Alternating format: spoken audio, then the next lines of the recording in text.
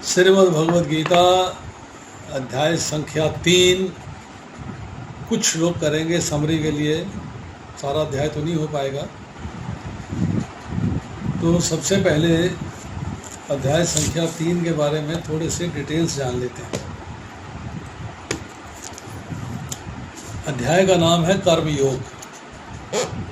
कर्म योग, योग का मतलब होता है जोड़ना और कर्म का मतलब है कार्य।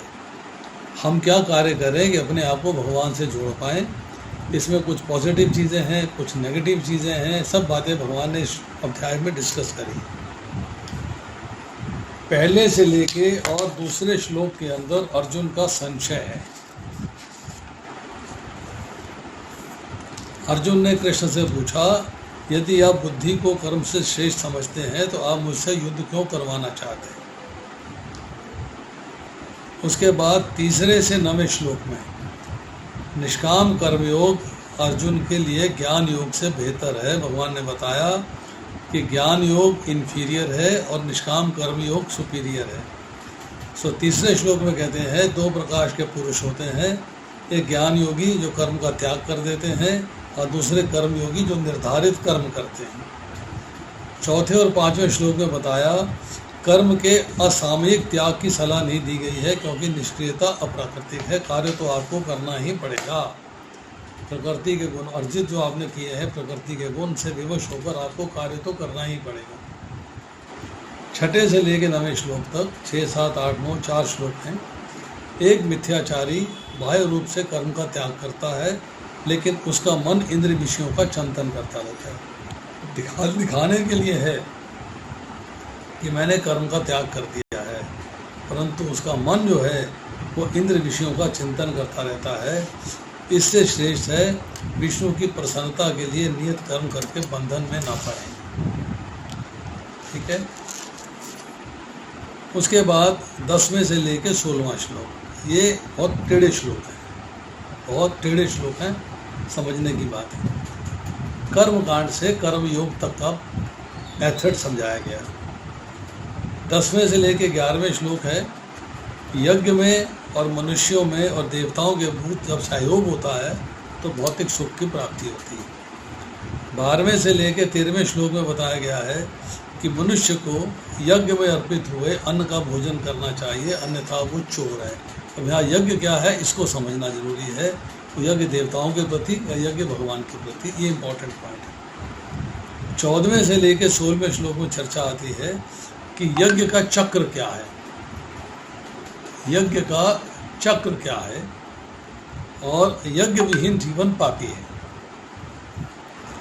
उसके बाद 17वें से लेकर 35वां श्लोक, इसमें चर्चा आ रही है कि अगर जीव को मतलब मनुष्य को आदर्श प्रस्तुत करना है तो उसके लिए निष्काम कर्म योग करना होगा। और आदर्श किन किन लोगों ने प्रस्तुत किया है उसकी चर्चा भी हो रही है। जैसे 17वें से लेकर 19वें श्लोक में आ रही है कि आत्म साक्षात्कारी व्यक्ति को कार्य करने की जरूरत नहीं है, फिर भी वह विरक्त कर्तव्य के रूप में कार्य करता है, परंतु भौतिक संसार से विरक्ति है, भगवान के प्रति आसक्ति है और भौतिक संसार के प्रति विरक्ति है। 20 से लेकर 24वां श्लोक उदाहरण प्रस्तुत करने के लिए जनक जैसे राजा और कृष्ण तक कार्य करते हैं। भगवान कहते हैं मैं भी कार्य करता हूँ। वो तो बड़ा डिटेल डिस्कशन है, अच्छा डिस्कशन होगा, क्योंकि सामान्य व्यक्ति महापुरुष का अनुसरण करते हैं।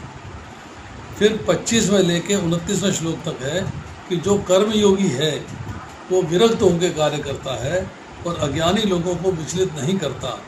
जो स्वयं को कार्य करता है, परंतु जो लोग अज्ञान में हैं, भौतिक सुख भोग के लिए कार्य कर रहे हैं, उनको गाइडेंस देता है, राय देता है, पर विचलित नहीं करता है। उसके बाद 30वें से लेकर 32वां श्लोक कृष्ण के लिए कर्म करना तथा उनके आदेशों का पालन एवं उल्लंघन करने का परिणाम क्या है। 33 से लेकर 35वां श्लोक दूसरों का अनुकरण करने की अपेक्षा मनुष्य को शुद्धिकरण के लिए अपने स्वभाव के अनुसार अपने कर्तव्य करने चाहिए। जो स्वभाव उसने डेवलप किया है, जो स्वभाव लेके पूर्व जन्म के संस्कार उसके ऊपर हैं, उन सब के अनुसार उसे अपना ड्यूटीज़ परफॉर्म करनी चाहिए, कर्तव्य करना चाहिए। अब 36 से लेके 43 तक ये सबसे इम्पोर्टेंट प्रकरण है इस चैप्टर का। महानतम शत्रु काम पर विजय प्राप्त करें। 37 से लेके 40वें श्लोक तक चर्चा आ रही है।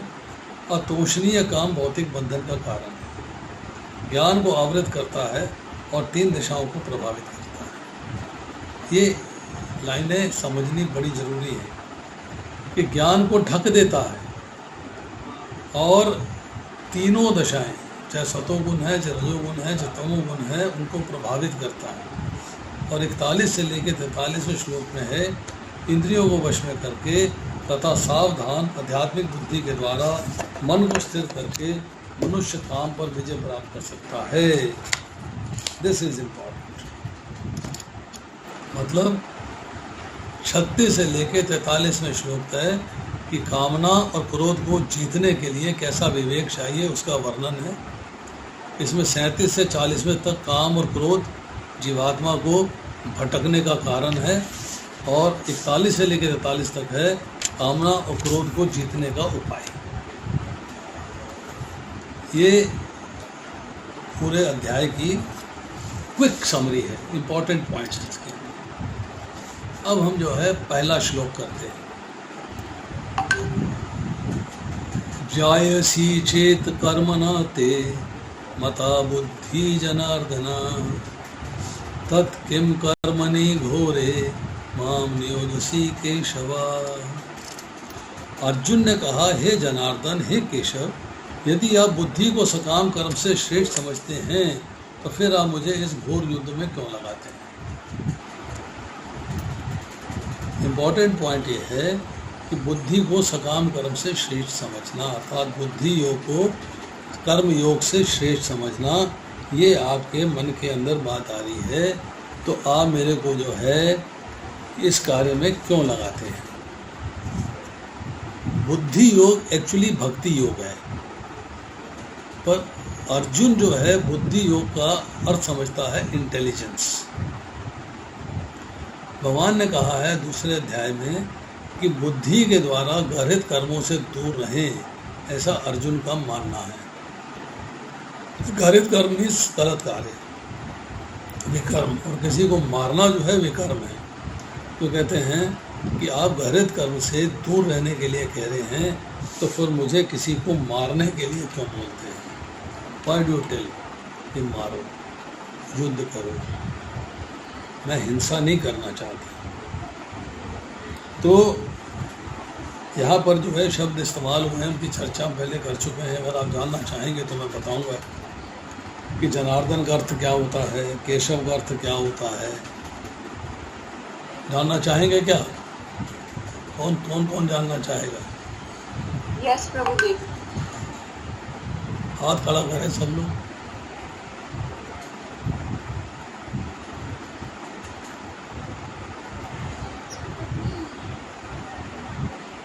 चलिए,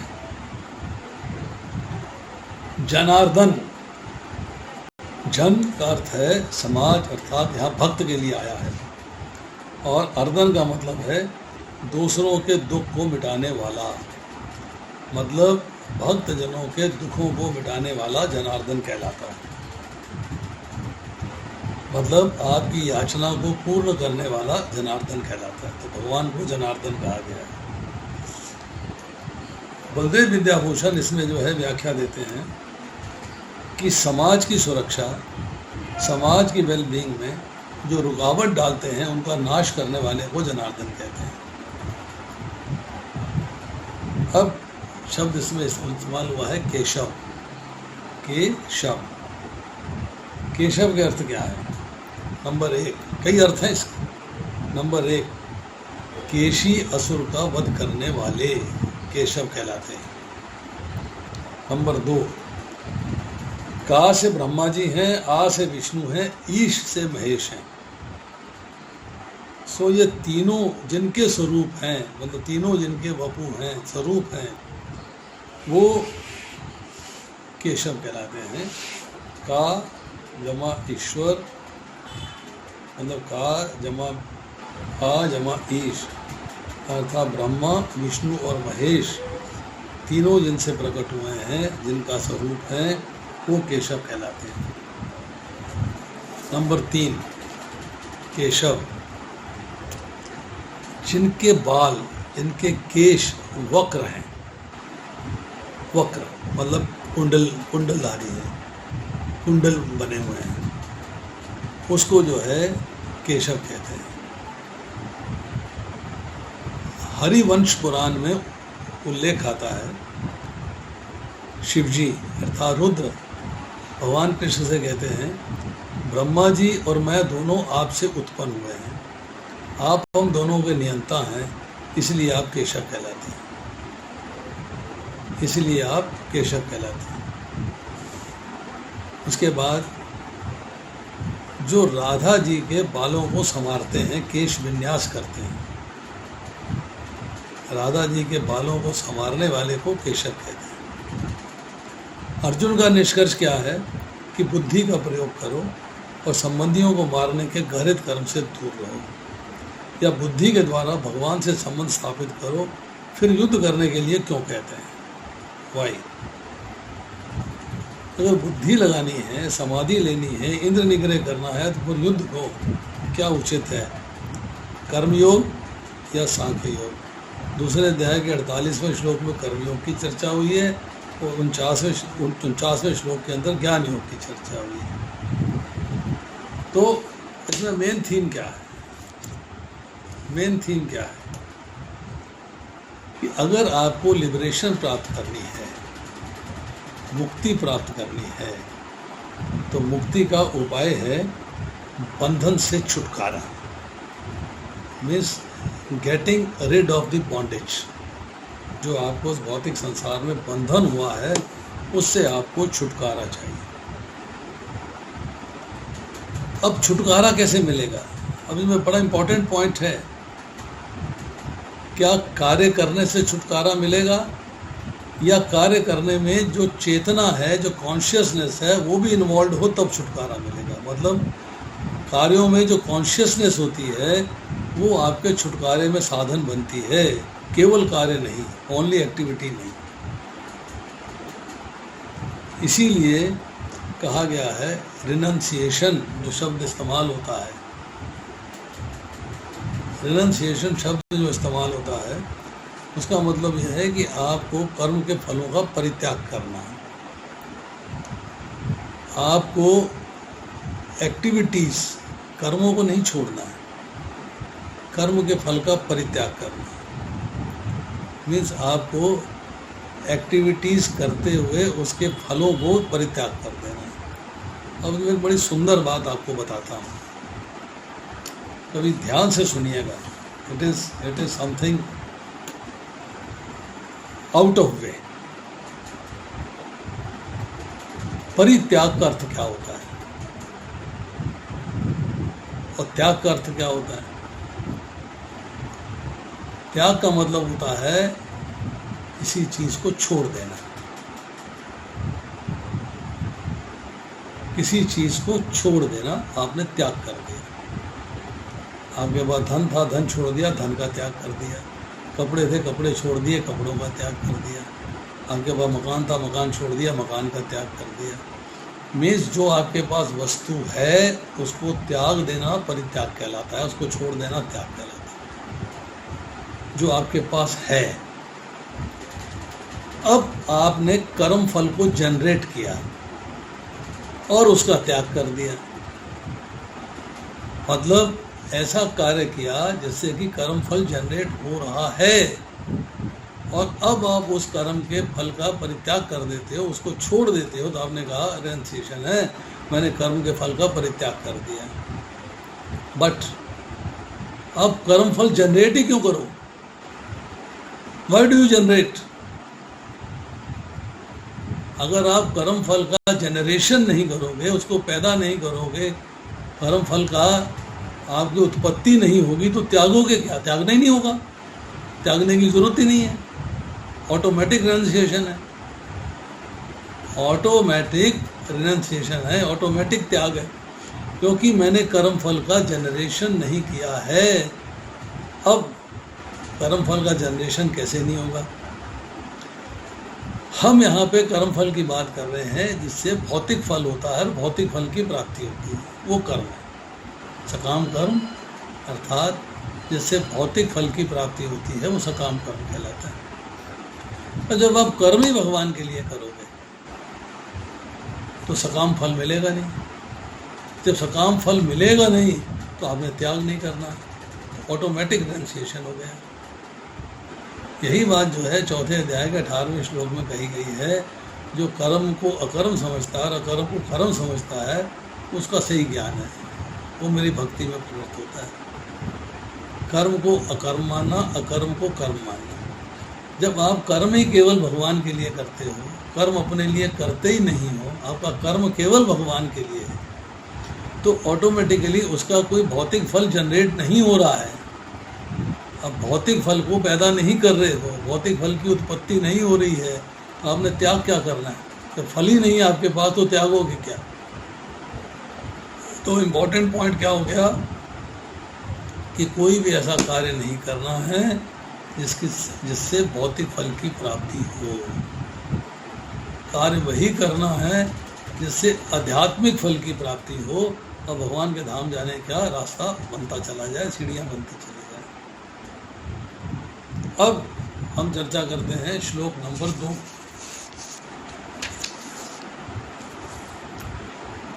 व्यामीशेन इव वाकेन बुद्धि मोहयसीव में तत् एकम वद निश्चित्य येन श्रेय अहम आपनुयाम। आपके अनेकार्थक मिले जुले उपदेशों से मेरी बुद्धि मोहित हो गई है, अतः कृपा करके निश्चय पूर्वक मुझे बताएं कि इसमें ज्ञान तथा कर्म में मेरे लिए सर्वाधिक लाभप्रद कल्याणकारी क्या होगा। मतलब अब उसने ये कह दिया कि मुझे ये बताइए कि मेरे को ज्ञान योग अर्थात मैं ज्ञान प्राप्त करूं या मैं कर्म करूं, दोनों में से क्या ज़रूरी है। वो डिफ्रेंशिएट नहीं कर पा रहा है कि ज्ञान का अल्टीमेट रिजल्ट कर्म है, ज्ञान होगा तो उसके अनुसार कार्य करोगे। वो कहता है इन दोनों में से मेरे लिए लाभप्रद क्या है, मुझे ये बताइए। दूसरे अध्याय के 7वें श्लोक में उसने कहा कि मेरे लिए जो श्रेयस्कर हो मुझे बताएं, मेरे लिए कोई जो श्रेयस्कर हो मुझे बताएं। और दूसरे अध्याय के 49वें श्लोक में और 48वें श्लोक में जो चर्चा आ रही है वो मैं आपको पढ़ के सुना देता हूँ। 48वें श्लोक में भगवान कहते हैं, हे अर्जुन, जय अथवा पराजय की समस्त आसक्ति त्याग कर समभाव से अपना कर्म करो। ऐसी समता योग कहलाती है, ऐसी समता योग कहलाती है। और 49वें श्लोक में कहते हैं, हे धनंजय, भक्ति के द्वारा समस्त घृणित कर्मों से दूर रहो और उसी भाव से भगवान की शरण ग्रहण करो। जो व्यक्ति अपने सकाम कर्म फलों को भोगना चाहते हैं वे कृपा में। ये बात भगवान ने स्पष्ट कर दी कि आपको घृणित कर्म नहीं करने हैं, पर वर्णाश्रम धर्म का पालन करना है। जय पराजय की आसक्ति को त्याग देना है, समभाव से कार्य करना है, तो जो आपकी ड्यूटी है उसको परफॉर्म करना है। तीसरा श्लोक करते हैं। श्री भगवान उवाच लोकेन अस्मिन् द्विधा निष्ठा पुरा प्रोक्ता मया अनघ ज्ञान योग सांख्यानाम कर्म योगेन योगिनाम। श्री भगवान ने कहा, निष्पाप अर्जुन, मैं पहले ही बता चुका हूँ कि आत्म साक्षात का प्रयत्न करने वाले दो प्रकार के पुरुष होते हैं। एक इसे ज्ञान योग के द्वारा समझने का प्रयास करते हैं और कुछ भक्ति योग के द्वारा। सिंपल सी बात है जो हमने अभी करी कि आपकी मर्जी है आप ज्ञान योग के मार्ग पे चलो और आपकी मर्जी है आप भक्ति योग के मार्ग पे चलो। Choice lies with you. Arjun की समझ में आ रहा है कि ज्ञान योग और कर्म योग दोनों अलग अलग हैं, परंतु भगवान कहते हैं कि कर्म योग और ज्ञान योग एक दूसरे पर आश्रित हैं। Action without knowledge is bondage. वो आपको जो है अगर ज्ञान नहीं प्राप्त किया है भगवान के लिए क्या कार्य करना है और कार्य करते हो तो आपको बंधन में बांधता है। एंड अगर आप जो है सांख्य योग से रियलाइज करते हो कृष्ण के बारे में, कृष्ण के साथ अपने संबंध के बारे में, फिर बुद्धि योग भक्ति योग में आते हो, फिर आप उस ज्ञान का इस्तेमाल करके भगवान की सेवा में लगते हो और भगवान के भक्ति योग में आ जाते हो। आपकी निष्ठा, आपकी स्थिति, आपका विश्वास, हृदय की पवित्रता, सारी की सारी आपको ज्ञान प्राप्त होता है। फिर उसके बाद आप जो है कर्म योग में आ जाते हो, मतलब आप योग में निष्ठ हो जाते हो कि यस मुझे कार्य करना है तो केवल भगवान के लिए करना है। ज्ञान योग में आप आत्मा और परमात्मा का भेद समझते हो, आत्मा और शरीर का भेद समझते हो। परंतु जब कर्म योग में आते हो, बुद्धि योग में आते हो, तो फल की आसक्ति नहीं रखते, फल की आसक्ति का त्याग कर देते हो और कर्म करते हुए भगवान को सर्वव्यापी मानते हो, सर्वशक्तिमान मानते हो, सर्वेश्वर मानते हो और उनके नाम गुण को रूप लीला धाम का वर्णन करते हो, वर्णन सुनते हो और उसके प्रति आकर्षित होते हो। अब तीसरे अध्याय का चौथा श्लोक, न कर्मणाम अनारंभात् नैष्कर्म्यं पुरुषः अश्नुते न च संन्यासनादेव सिद्धिं समधिगच्छति। ना तो कर्म से विमुख होकर कोई कर्म फल से छुटकारा पा सकता है और ना केवल संन्यास से सिद्धि प्राप्त की जा सकती है। मतलब जब तक आपके हृदय का शुद्धिकरण नहीं होता तब तक कर्म के फल की आसक्ति आपके अंदर बनी रहती है और वो आपको डिस्टर्ब करती है। अब बेस्ट क्या है कि हृदय का शुद्धिकरण करके ज्ञान प्राप्त करके भक्ति योग में लग जाना। कर्म योग भक्ति योग एक ही है। जब आप कर्म जो है अपने लिए करते हो तो सकाम कर्म योग हो जाता है, जब भगवान के लिए करते हो तो निष्काम कर्म योग हो जाता है। तो निष्काम कर्म योग और भक्ति योग एक ही चीज़ है। अगर आप जो है भगवान की भक्ति करते हो तो आप सब बंधनों से छूट जाते हो। जब निष्कर्मता होती है, मतलब कर्म बंधन जो है, कर्म का बंधन नहीं होता, कर्म बंधन कारक नहीं होते। अब अगर आपने ज्ञान प्राप्त किया और आपने कहा मैं कर्मों के फल का त्याग कर देता हूँ, परंतु अहंकार नहीं छोड़ा है, अहंकार नहीं छोड़ा है, तो आप प्रॉब्लम में रहते हो। तो अगर आप सिद्ध होना चाहते हो, सिद्धि की प्राप्ति के लिए कर्तापन का त्याग करके भगवान से अभेद भाव से स्थित होना आवश्यक है। भगवान के प्रति आपका जो है मन लगा रहना चाहिए। अब आती है श्लोक संख्या 5। न हि कश्चित् क्षणमपि जातु निष्ठति अकर्म कृत कार्यते ही अवश्य कर्म सर्व प्रकृति जय गुण। प्रत्येक व्यक्ति को प्रकृति से अर्जित गुणों के अनुसार विवश होकर कर्म करना पड़ता है, अतः कोई भी एक क्षण के लिए भी बिना कर्म किए नहीं रह सकता। कर्म तो आप करेंगे ही, उसके बिना आप रह नहीं सकते। कर्म करना आपके लिए आवश्यक है, क्योंकि आप किसी भी समय के अंदर, किसी भी काल के अंदर बिना कर्म किए नहीं रह सकते। और आप किससे करते हैं?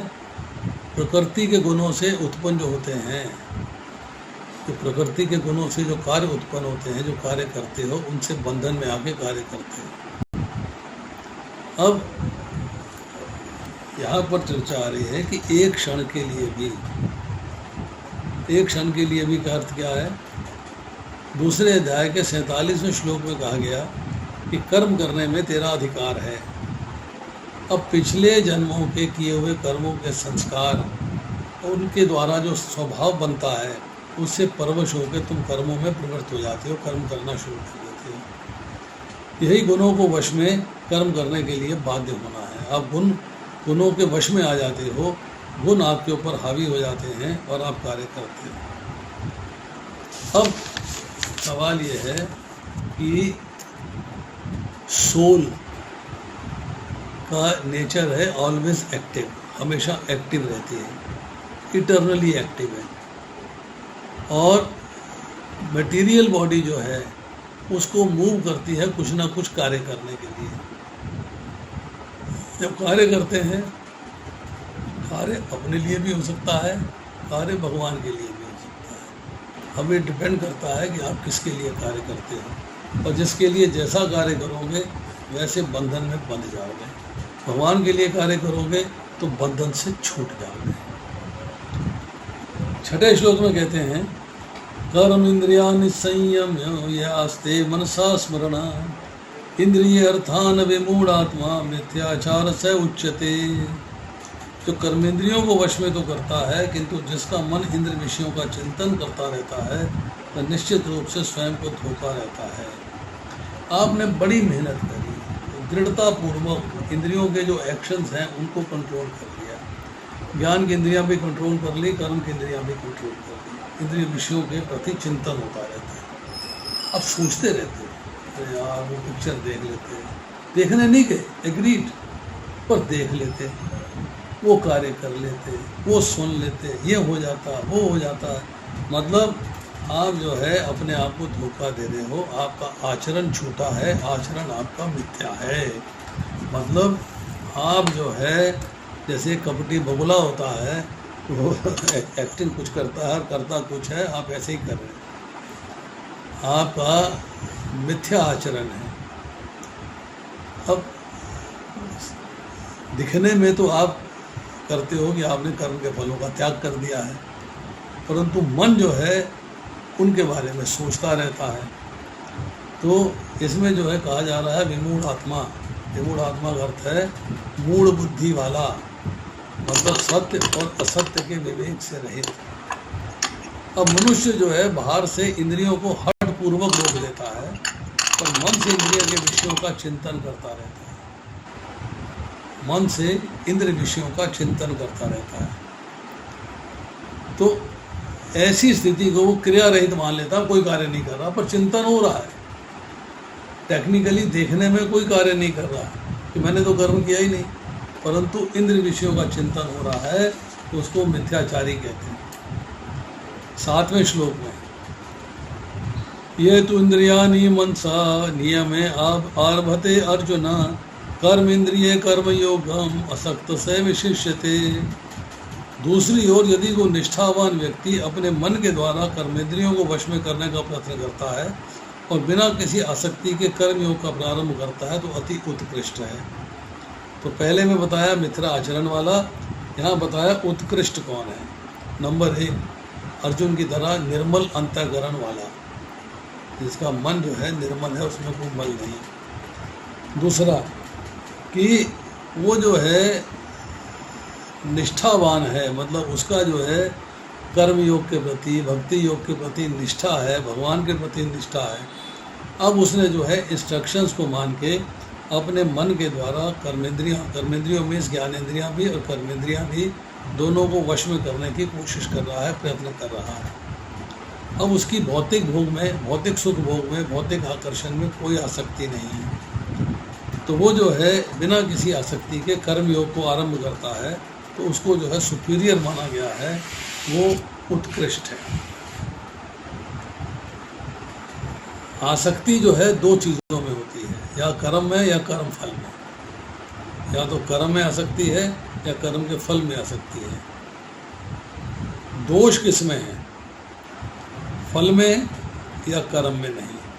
दोष किस में है, दोष है आपका आसक्ति का, जो आपसे कर्म करवाती है। कर्म आप आसक्ति के अनुरूप करते हो। दूसरे अध्याय के 62वें श्लोक में बड़ा अध्याय तो विषयान पुंसा संग तेषु उपजायते।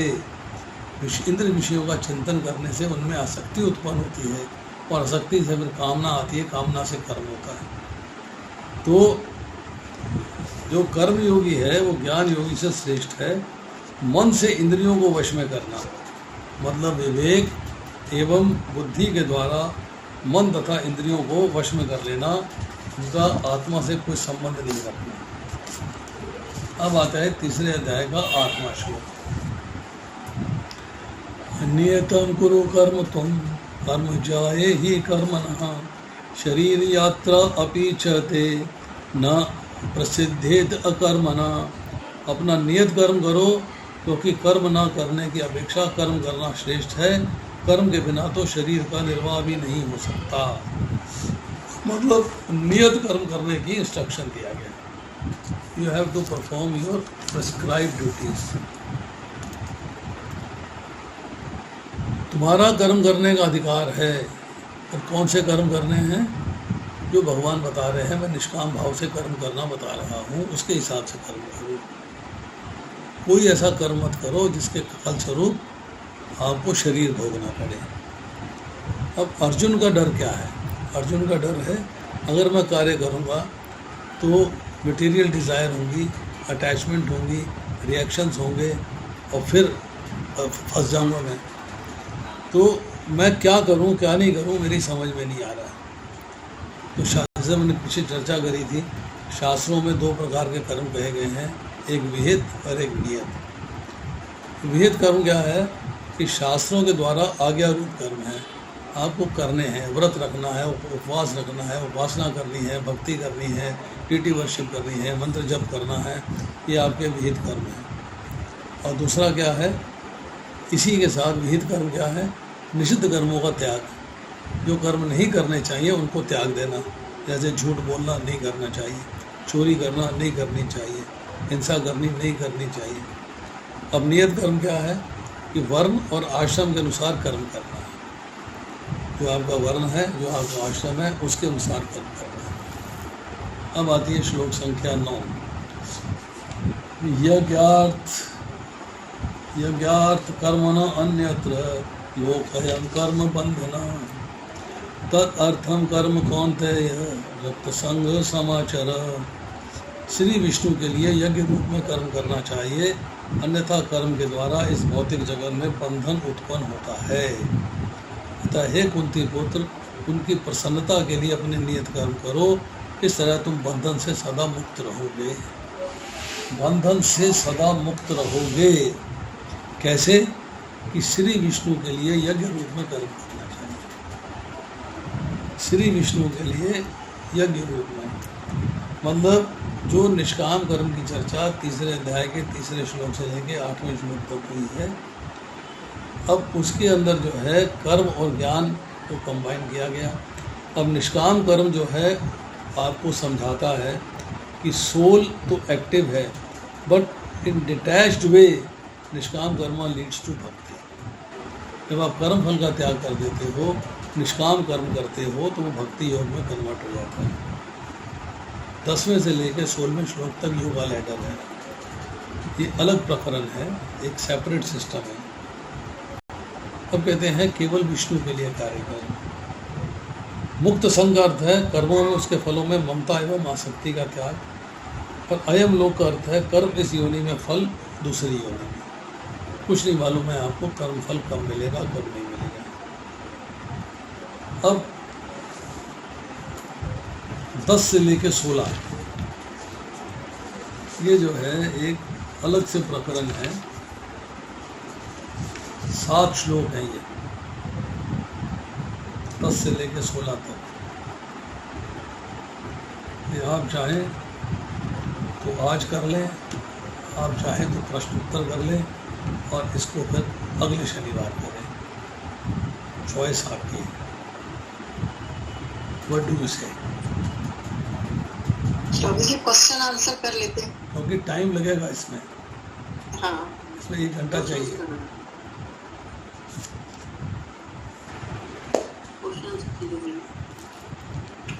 तो इसको जो है नेक्स्ट टाइम करेंगे। आज इतना ही है। थोड़ा सा मैं आपको समरी और बता देता हूँ। 5-7 मिनट के लिए और सुन लीजिएगा कि पिछले अध्याय में कृष्ण ने सांख्य योग, कर्म कांड, बुद्धि योग, कर्म योग आदि को प्रस्तुत करके भगवद गीता की समरी बताई थी, जिसे कि हम सारांश कहते हैं,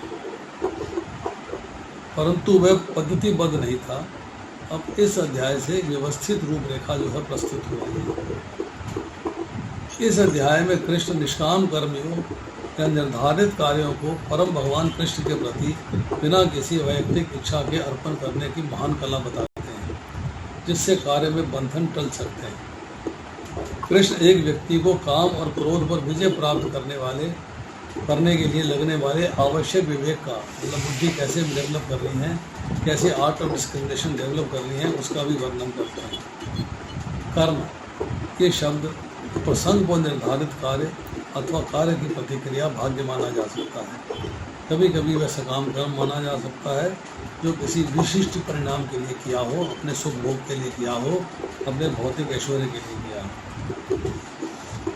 दूसरे अध्याय के 49वें श्लोक में कृष्ण ने अर्जुन को सभी घिनौने कार्यों को बुद्धि योग के द्वारा दूर रखने को बोला। वे उस जगह निष्काम कर्मयोग या कर्म कांड पर वर्चस्व स्थापित करना चाहते थे, किंतु अर्जुन ने सोचा कि युद्ध करना एक घिनौना कार्य है और बुद्धि तथा बुद्धि योग का मतलब है उसे त्याग करना। परंतु कृष्ण का युद्ध के लिए उसे अनुरोध करना अर्जुन को विरोधाभास लगा, इसलिए उसने ये प्रश्न किया। अब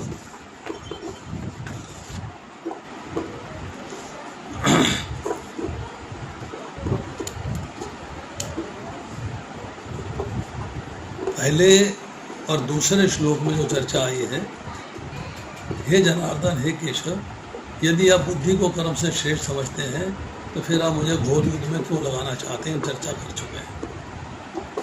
उसके बाद तीसरे से 9वें श्लोक में चर्चा आई है कि मुक्ति किसी का ऑडियो ऑन है, somebody's audio is on।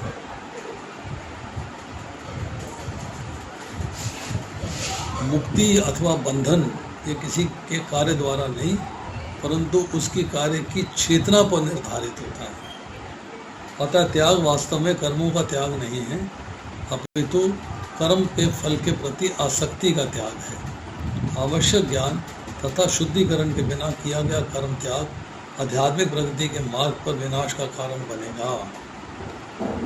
मतलब शुद्धिकरण हृदय की जरूरी है, आवश्यक ज्ञान जरूरी है, तब आप आध्यात्मिक प्रगति करते हो, तब आप कर्म के फलों का परित्याग करके भक्ति योग में लगते हो, तब आप जो है मुक्ति के मार्ग में चलते हो, अदरवाइज विनाश का कारण बनते हो। निर्धारित कर्तव्यों के बिना कर्म की अपूर्ण इच्छा परिपक्व त्यागी को पाप कार्य की ओर ले जाती है। अब यहाँ पे बताते हैं निष्ठा या श्रद्धा पर निर्धारित 2 चीज़ें हैं। एक है ज्ञान योग अथवा सांख्य योग के अभ्यास करने वाले, दूसरे कर्म योग या बुद्धि योग के अभ्यास करने वाले। अब भगवान कहते हैं कि 2 प्रकार के निष्ठावान पुरुषों के बारे में बताया। एक कर्मयोगी जो निर्धारित कार्य करते हैं एज पर प्रिस्क्राइब ड्यूटीज, तथा ज्ञान योगी जो कार्य का त्याग करते हैं। वे अंततः इस अर्थ में एक ही हैं क्योंकि वे समान लक्ष्य की आकांक्षा करते हैं। फिर ये दोनों ही योग एक दूसरे से डिपेंडेंट हैं। ठीक, अशुद्ध हृदय वालों को निर्धारित कर्तव्यों को हृदय के शुद्धिकरण के लिए कार्य करना चाहिए। अब ये सारा एक्सप्लेनेशन जो है 4थे श्लोक से लेकर 16वें श्लोक तक। निर्धारित क्रिया कर्म से केवल विमुख होकर कोई पवित्रता या प्रतिक्रिया से छुटकारा नहीं पा सकता। कर्मों के त्याग से कोई सिद्धि या मुक्ति नहीं प्राप्त कर सकता। शुद्धिकरण की जब बात आती है तो भौतिकतावादी लोग जो हैं, समाज के साधारण जन जो हैं, उनके हृदयों को विमल करने के लिए शास्त्रों में कर्मों का विधान किया गया है कि कर्तव्यों का निर्वहन करने से शुद्ध होने के बाद व्यक्ति संन्यास को स्वीकार करता है, अर्थात कर्म के फलों का परित्याग करता है। अब इसके बाद है कि मिथ्याचारी कर्मेंद्रियों को तो वश में करता है लेकिन मंत्र इंद्रिय विषयों का चिंतन करता रहता है। ऐसा व्यक्ति अपने आप को निश्चय धोखा देता है। अपना नियत कर्म करो क्योंकि वह कर्म संन्यास से श्रेष्ठ है। कर्म के बिना तो शरीर का निर्वाह भी नहीं हो सकता, परंतु कर्म करने से कोई भी कर्म बंधन में फंस सकता है। तो you have to learn the art of doing actions, कि कैसे मुझे कर्म करना चाहिए। उसके लिए फिर भगवान ने बताया कि आपको विष्णु के लिए कर्म करो और कर्म के बंधन से बचो। भगवान विष्णु के लिए कर्म करेंगे तो कर्म के बंधन से बचेंगे। तो मुक्त सम जो शब्द है उसका अर्थ है कि कर्म फलों से अनासक्त होकर भी माना जा सकता है। आपकी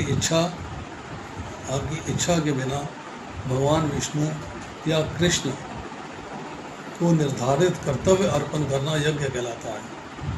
अपनी इच्छा नहीं रखनी है, अपनी चॉइस नहीं रखनी है, अपना भौतिक भोग का आकर्षण नहीं रखना है। जो भी करना है भगवान के लिए करना है। यज्ञों व विष्णु वही प्रयोजन की प्राप्ति होती है। अगर कोई व्यक्ति निर्धारित यज्ञ करता है तो सीधे विष्णु या कृष्ण की सेवा करता है। इस तरह भगवान कृष्ण ने सुझाव दिया है कि परिणामों की इच्छा के बिना भगवान के लिए कर्म करना है, डिजायर नहीं करना फ्रूट्स ऑफ एक्शंस का। कर्म करना, कर्मयोग, असामायिक कर्म त्याग ज्ञान योग की तुलना में अर्जुन के लिए बेहतर है। अतः कृष्ण अर्जुन को कहते हैं, परंतु यदि तुम कर्म फलों की कामना से मुक्त नहीं हो और तुम्हें पूर्णतः कार्यों का त्याग करने के बजाय इच्छा को रखते हुए कर्म कांड करना चाहिए। धार्मिक मार्ग में इच्छाओं की संतुष्टि करने पर आसक्त व्यक्ति का शुद्धिकरण होगा। धार्मिक मार्ग पे चलेंगे पर अभी इच्छाओं की संतुष्टि कर रहे हैं, पर हृदय का शुद्धिकरण चलता जा रहा है, प्रोसेस में प्रोग्रेस होती जा रही है। अब जब जो है प्रोग्रेस हो जाएगी तो इच्छाएं समाप्त हो जाएंगी, भौतिक इच्छाएं समाप्त हो जाएंगी, फिर भगवान की सेवा की इच्छा रह जाएगी और कोई इच्छा नहीं रहेगी। तो ये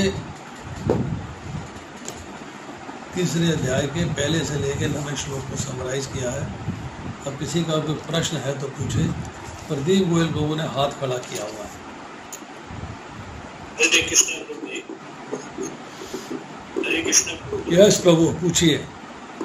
जो आपने बोला था निषिद्ध कर्म नहीं करने चाहिए, तो निषिद्ध कर्मों का त्याग ही तो परित्याग कहलाएगा। देखिए, निषिद्ध कर्म क्या है? जो शास्त्र के विरुद्ध है। आप झूठ बोलते हो, करना ही नहीं चाहिए। आप चोरी करते हो, करनी नहीं चाहिए। आप हिंसा करते हो, करनी नहीं चाहिए। आप किसी का अपमान करते हो, करना नहीं चाहिए। तो ये निषिद्ध कर्म है, इनका त्याग करना आवश्यक है, इनको छोड़ देना आवश्यक है। तो इसी को तो परित्याग बोलेंगे ना, परित्याग इसी को तो बोलेंगे, कर्म ही नहीं कर रहे ये वाले। तो परित्याग होगा कहाँ? जो कर्म आपने बोला था कि कर्म, देखिए आप परित्याग, सुनिए आप फिर कंफ्यूज्ड है। एक है कर्म का त्याग, एक है कर्म के फल का त्याग। हम यहाँ कर्म का त्याग कर रहे हैं, फल का त्याग नहीं कर रहे। फल है ही नहीं, तो कर्म ही नहीं करना तो फल कैसे मिलेगा? तो उसी को परित्याग करेंगे ना। परित्याग क्या हुआ? अब फिर कंफ्यूज्ड हो भाई। आपने निषिद्ध कर्म का त्याग कर दिया, जब कर्म ही नहीं किया निषिद्ध, तो फल कहाँ से मिलेगा? फल का परित्याग कहाँ से करोगे? तो ये फल के त्याग में और फल के परित्याग में क्या अंतर? एक ही चीज है।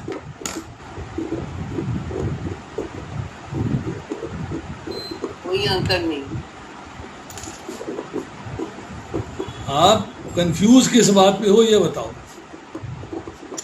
आपने जो बताया था कि जो परित्याग हम उसको कहते हैं कि जो कर्म हम करते हैं और कर्म के फल का हमें तो त्याग, हमें फल मिल गया तो त्याग कर रहे हैं, उसको त्याग होते हैं। और जो उसको परित्याग कह दिया। और कर्म को जनरेट नहीं करेंगे, जब कर्म जनरेट नहीं होगा फल जनरेट ही नहीं होगा। जब कर्म के फल को जनरेट ही नहीं करेंगे तो उसको परित्याग कहते हैं। इसमें कंफ्यूजन क्या है फिर? जो निषिद्ध कर्म है वो भी तो वैसे ही कर्म है ना कि उसके हम फल जनरेट ही नहीं कर रहे, उस कर्म को कर नहीं रहे तो फल जनरेट नहीं हो रहे। उसमें कंफ्यूजन क्या है? यही है ना, वही पूछ रहा हूँ कि जो निषिद्ध कर्म है इसमें कंफ्यूजन क्या है? उसी को परित्याग बोल, निषिद्ध कर्मों के त्याग को परित्याग बोला जाएगा ना। ये भैया परित्याग या त्याग हम कह रहे हैं कि आपके पास त्याग है दो चीजों के, एक है कर्म का त्याग, एक है कर्म के फल का त्याग। मैंने आपको 4 थप्पड़ मारे और सॉरी फील कर दिया, कर्म के फल का परित्याग कर दिया मैंने। एक्सेप्टेबल है क्या आपको? नहीं एक्सेप्टेबल है। मैंने काम तो गलत किया ही है, पाप का काम तो मैंने किया ही है। ऐसा काम परित्याग थोड़ा कहलाता है। मतलब मैं अगर ऐसा कर्म ही ना करूं, ये निषिद्ध कर्म है, मैं कर्म ही ना करूं तो उसका फल ही जनरेट नहीं होगा। फल जनरेट नहीं होगा तो मैंने तो कर्म का त्याग कर दिया ना, कर्म के फल का त्याग थोड़ा किया। समझे आपने कहा था त्याग है, त्याग करते हैं उस चीज को छोड़ना जो आपके पास है, उसको छोड़ना। छोड़ दिया, मैंने कर्म छोड़ दिया। हाँ। प्रभु जी जैसे हमने धन कमाया, धन को हमने अच्छे काम में लगा दिया, पुण्य काम में लगा दिया, वो त्याग कर दिया, वो त्याग हो गया। क्योंकि हमने एक कर्म किया, उससे हमें धन प्राप्ति हुई, फिर हमने उसको अपने सुख के लिए नहीं लगाया, हमने पर दूसरे के सुख के लिए लगाया, वो त्याग हो गया, हमने उसको फल। और एक कर्म है जो आपने बताया जिसको फल को जनरेट ही नहीं करना, जैसे विष्णु के लिए कोई कर्म कर रहे हैं, भगवान के लिए कर्म कर रहे हैं, तो वो फल हम जनरेट कर ही नहीं रहे, उसका हमारे लिए जनरेट नहीं हो रहा, तो वो परित्याग हो गया। तुमने अभी सेंटेंस यूज किया कि हमने धन कमाया और दूसरे के लिए यूज कर दिया, तो वो परित्याग को फल मिलेगा उसका। भगवान के लिए करोगे यूज तो फल नहीं मिलेगा। तो त्याग, लेकिन त्याग तो कहलाएगा ना, अगर हमने दूसरे के लिए यूज करा तो उसको त्याग नहीं बोलेंगे। किसका त्याग करोगे आप? फल तो आपने जनरेट कर दिया, तो भोगोगे। उस फल का परित्याग कैसे कर दोगे? उस फल को कैसे त्याग दोगे? यह ऐसा है, कर्म मीमांसा बहुत गहरी है। कर्मन की गति न्यारी, कर्म मीमांसा को समझना बड़ा कठिन कार्य है। ये ऐसे समझ में नहीं आती, इसके लिए बहुत गहराई से पढ़ना पड़ेगा, बहुत गहराई से सुनना पड़ेगा और बहुत गहराई से समझना पड़ेगा कि क्या कर्म है, क्या उसका फल है, कैसा कर्म। मैंने अभी आपको बताया कर्मों के फल की इतनी, कर्म की इतनी इम्पोर्टेंस नहीं है। कर्म में जो कॉन्शियसनेस है उसकी इम्पोर्टेंस है। अब वो कॉन्शियसनेस कैसी है, कर्म कैसा है, उसमें कॉन्शियसनेस कैसी है, त्याग किसका करना है किसका नहीं करना है, it is a difficult story. तो इतना आसान नहीं है समझना उसको। उसको बार बार पढ़ोगे, बार बार सुनोगे, बार बार करोगे, तब जाके समझ में आएगी बात। तब तक कंफ्यूजन ही चलता रहेगा।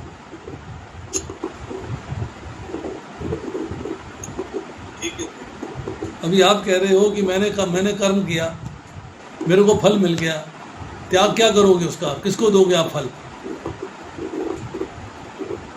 मैंने पाप का कर्म किया है, मैं उसके फल का त्याग करना चाहता हूँ। कैसे त्याग हो जाए? भगवान को दे दूँ? ये लो भगवान, पाप का फल आप ले लो, मैं मेरे को छुटकारा दे दो।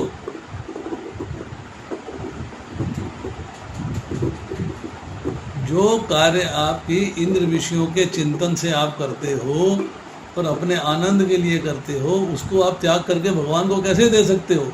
कर्म फल का परित्याग कैसे होगा? लेकिन मुझे मान लीजिए एक गलत तरीके से धन कमाया, झूठ बोल के धन कमाया और उसको मंदिर में दे दिया, उसको क्या करेंगे, क्या बोलेंगे? दोबारा बोलो। अगर कोई झूठ बोल करके धन कमा लिया, उस धन तो हमने पूरा धन मंदिर में दान दे दिया, उसको क्या बोलेंगे? आपने झूठ बोल के धन कमाया ना, तो पाप का कार्य है, उसका फल भोगना पड़ेगा। और जो मंदिर में दान किया उसे कोई इफेक्ट नहीं आता। पाप का धन भगवान लेंगे क्या? 5वें अध्याय के 15वें श्लोक में भगवान कहते हैं, परमेश्वर ना तो किसी के पापों को ग्रहण करता है ना पुण्यों को। भगवत गीता पढ़िए आप, तब बात समझ में आएगी। किंतु सारे देहधारी जीव अज्ञान के कारण मोहग्रस्त रहते हैं, जो उनके वास्तविक ज्ञान को आच्छादित किए रहता है। आपने पाप का कार्य किया, भगवान को दे दिया, भगवान स्वीकार कर लेंगे क्या? स्पष्ट लिखा है भगवान ने, मैंने मंदिर में दे दिया, हो मेरा धन प्योरीफाई हो गया, मेरा शुद्ध हो गया, मैंने बेईमानी से कमाया था 2 करोड़ रुपया, मैंने मंदिर में दे दिया। अरे 2 करोड़ की बेईमानी का फल तो तुम्हें भोगना ही पड़ेगा। और भगवान स्पष्ट कह रहे हैं कि ना तो किसी के पापों को ग्रहण करता हूं ना पुण्यों को।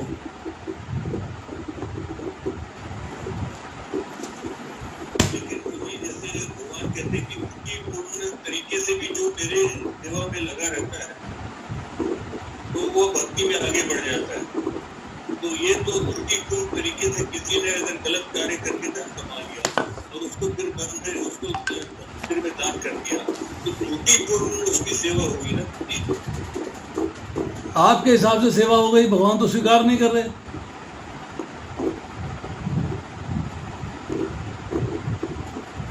जब आप 9वें अध्याय का 26वां और 27वां श्लोक पढ़ते हो, पत्रम पुष्पम फलम तोयम ये में भक्त्या पृच्छति, उसके बाद पढ़ते हो यत् करोषि यस्सनासि यज्जुहोषि ददासि यथा। स्त्रियां जब पीरियड्स में होती हैं भगवान का भोग नहीं बनाती हैं, भगवान स्वीकार नहीं करते हैं। लेडी तो वही है, हाथ भी वही है, उसी से सब्जी काटनी है, उसी से छौंक लगाना है, उसी से रोटी बेलनी है, क्या प्रॉब्लम है? पर अशुद्धता भगवान को स्वीकार नहीं है। भगवान कहते हैं, जैसे हम सिंपल सी बात करते हैं कर्म कांड की, हम कर्म कांड की बात करते हैं। कर्म कांड के अंदर 6 चीज़ें हैं, देश काल द्रव्य। द्रव्य का अर्थ यह है वर्णाश्रम के अनुसार नियम पूर्वक कमाई गई पैसे की सामग्री आनी है। अगर बेईमानी के पैसे की सामग्री आएंगे, अब हवन चाहे कर लो, भगवान स्वीकार नहीं करते उसको। इसीलिए कह रहा हूँ कि कर्म की मीमांसा मीन्स कर्म का गहन अध्ययन, it's very difficult to understand. हम सुनी सुनाई बात से, बनी बनाई बात से कहते हैं हाँ जी हाँ हो गया हो गया हो गया हो गया। श्रद्धावान करता होना चाहिए, मंत्र के उच्चारण में कोई गलती नहीं होनी चाहिए और पूर्ण विधि पूर्वक होना चाहिए। हमने जो है चीज़ों को अपने हिसाब से सुना, 10 जगह सुना, 20 जगह सुना, एक्सेप्ट कर लिया। You have to analyse each and every word. शास्त्र को ध्यान पूर्वक सुनना। कर्म कांड पोर्शन, कर्म के सकाम कर्म क्या है, निष्काम कर्म क्या है, कर्म योग क्या है, निष्काम कर्म योग क्या है, बुद्धि योग क्या है, सब चीज़ों को ध्यान पूर्वक पढ़ना, ध्यान पूर्वक समझना बड़ा आवश्यक है। It is not easy. इसीलिए कहते हैं कर्मन की गति न्यारी। कर्मों की गति जो है बहुत न्यारी है। इट इज़ नॉट आसान टू अंडरस्टैंड इट।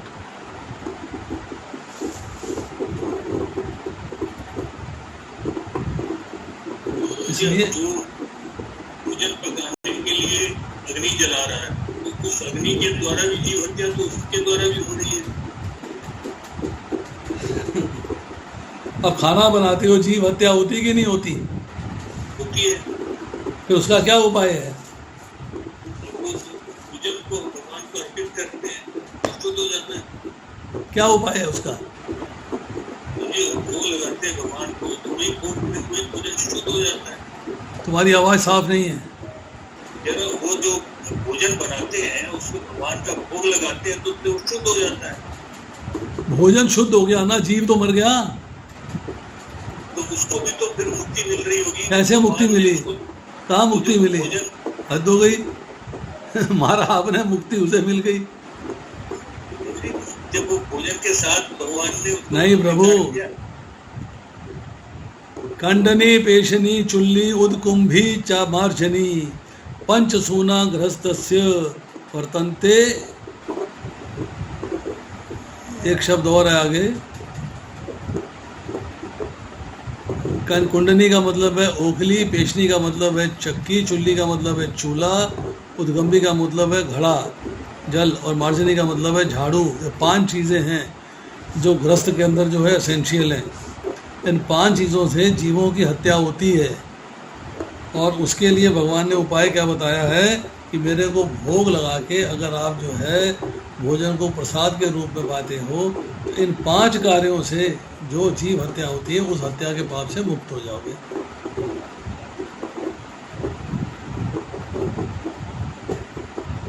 ये शास्त्र में उल्लेख है।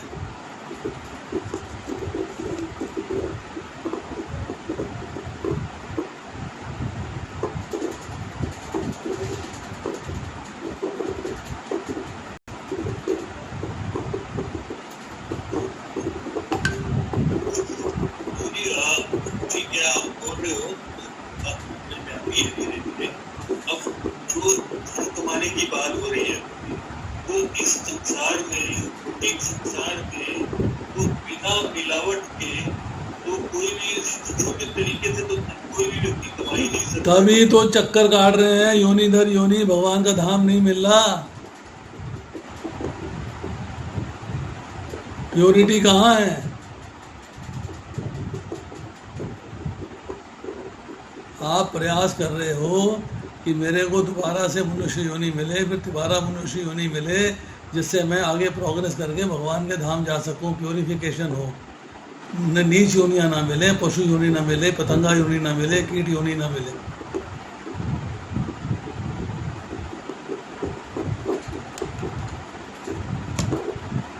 हरे कृष्णा, नेक्स्ट क्वेश्चन किसका है? कंफ्यूजन को, प्रदीप प्रभु, कंफ्यूजन को दूर करने के लिए पढ़ना शुरू करो। Must start reading. Hare Krishna Prabhu ji, Hare Krishna Prabhu ji, दंड प्रणाम। यस माता जी। प्रभु जी, मेरा ये क्वेश्चन था, दूसरे तात्पर्य की एक लाइन आई है कि अर्जुन यह नहीं समझ सका कि कृष्ण भावनामृत क्या जड़ता है या सक्रिय सेवा। तो कृष्ण भावनामृत के साथ ये जड़ता शब्द क्यों यूज हुआ, ये क्लियर नहीं हुआ। अर्जुन ये नहीं समझ सका कि कृष्ण भावनामृत जड़त्व है या सक्रिय सेवा। सक्रिय सेवा तो ठीक है प्रभु, जड़ता शब्द का नहीं है। जड़ता शब्द का, जड़ता का, जड़त्व का अर्थ क्या है? जड़ता तो यह है ना, वो निष्क्रिय है। तो निष्क्रिय है। अगर आप समझो कि कृष्ण भावनामृत का मतलब क्या है, भगवान की सेवा करो, ये करो, वो करो, उसका फायदा क्या है? जब मुझे घृणित कर्मों से दूर रहना है, वर्णाश्रम धर्म का पालन नहीं करना है, मुझे हिंसा नहीं करनी है, तो उसको लगता है कि ये जो कृष्ण भावनामृत की, जो भगवान की भक्ति का उपदेश दिया जा रहा है, भगवान जो बातें बता रहे हैं, सब बेकार है, सब यूजलेस है।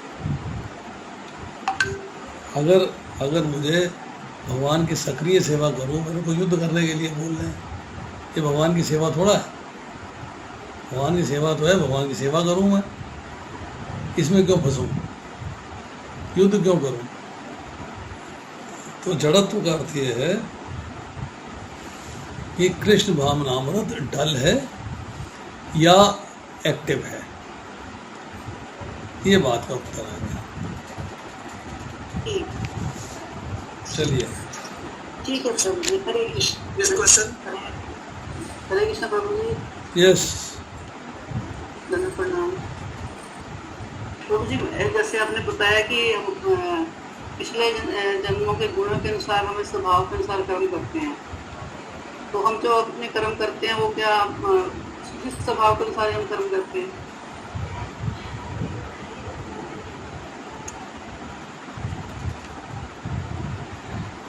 आपके दो पुत्र हैं, एक पुत्र जो है बड़ा होकर लुच्चा लफंगा बदमाश निकल जाता है, और दूसरा पुत्र जो है माता पिता का आज्ञाकारी सेवक बनता है, परिवार ठीक से चलाता है, परिवार को ठीक से सपोर्ट देता है। तो उसमें कारण क्या है? माता सेम है, पिता सेम है, फिर कारण क्या है?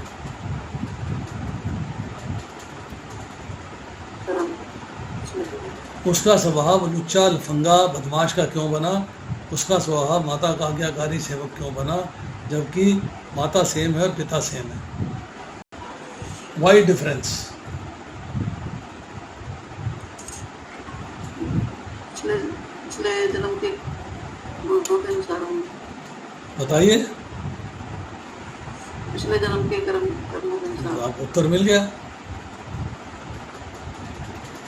नहीं, मेरे कहने का मतलब प्रभु जी, जो अब हम कर्म कर रहे हैं वो अपने स्वभाव के अनुसार कर रहे हैं, जहाँ हम शास्त्रों के अनुसार जैसे हमें बताया गया उस हिसाब से कर्म जो कर रहे हैं वो गुणों के हिसाब से कर रहे हैं हम कर्म। कोई भी कर्म होता है प्रकृति के तीनों गुणों के अधीन होता है, काल के संयोग से होता है। अब एक बच्चा जो है लुच्चा बन गया, लफंगा बन गया, बदमाश बन गया, वो कैसे बना? तीन चीज़ें उसमें इन्वॉल्व है। नंबर एक, पूर्व जन्म के कर्मों का फल। उसके संस्कार। नंबर 2, इस जन्म के संस्कार। मोहल्ले के दोस्त कैसे हैं, मित्र कैसे हैं, घर का माहौल कैसा है, स्कूल के दोस्त कैसे हैं, कैसे उसको संगति प्राप्त हुई है, पिछले जन्म के कर्मों के फल और इस जन्म में जो उसको संगति प्राप्त हुई है, कनेक्शन मिला है, उसकी वजह से। स्कूल में मित्र कैसे थे, मोहल्ले के मित्र कैसे थे, घर का माहौल क्या था, ये सब बातें मिला के वातावरण से उसको संस्कार मिलते हैं और उस पर इफेक्ट आता है पूर्व जन्म के संस्कारों का। दोनों चीज़ें इन्वॉल्व होती हैं, पूर्व जन्म भी और ये जन्म भी।